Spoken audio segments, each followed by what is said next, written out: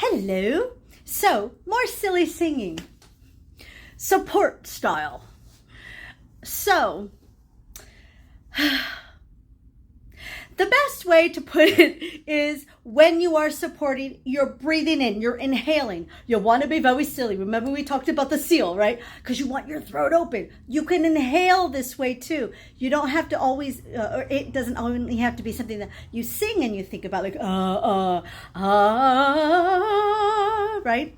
When you breathe, think about a big wide opening. When you actually get a really good breath, the air goes straight to the back. You can kind of feel it hit the back of the throat and your obliques just open up. Your side muscles open up.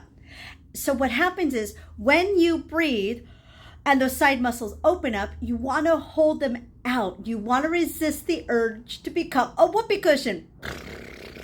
You don't want all the air coming out. You don't want it escaping. So you breathe in and you hold it out. And basically the way I like to explain it is two ways. First, like you're laughing, but you don't let it out. Or it's like you're going to the bathroom. Obviously don't do anything, but you're holding your muscles out, and it helps you support your sound so you don't release so much pressure onto your vocal folds. They are very delicate, they're thin, they're gentle. You want to be good to them. You don't want to be screaming, which I learned the hard way.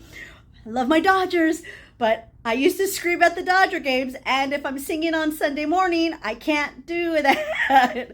And so it's too much pressure. Just think of it this way. If you're yelling, if you're screaming, or if you're singing too hard, it's like a rug burn. It hurts. So open up, hold it like you're going to the bathroom, but look relaxed. Nobody needs to know. Right? Nobody needs to know. And then you sing your music, you sing your phrase. You don't need a huge breath if you're only singing, 3 notes or 4 notes. So hold it, smile, relax. Think of the seal and sing. What do you want to sing? We can sing anything.